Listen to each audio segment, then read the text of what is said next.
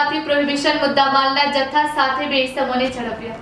સરહદી range IG Chirag Kordia અને પૂર્વ કચ્છ એસપી સાગર બાગમારની પ્રોહિબિશન પ્રવૃત્તિ નાબૂદ કરવાની સૂચના અન્વયે અંજાર ડીવાયએસપી મુકેશ ચૌધરીના માર્ગદર્શન હેઠળ આદિપુર પીઆઈ એમસી વાડા અને પીએસઆઈ આરએમ ડુવાની ટીમે મોટી સફળતા મેળવી છે।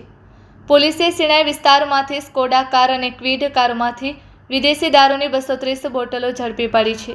આ કેસમાં પોલીસે આરોપી મિતરાજસિંહ કિરીટસિંહ જાડેજા અને નટુભાઈ પ્રહલાદભાઈ ઠાકોરની ધરપકડ કરી છે, જ્યારે ગાંધીધામનો આરોપી સુચિત અગ્રવાલ પકડવાનું બાકી હોવાનું પોલીસે જણાવ્યું છે।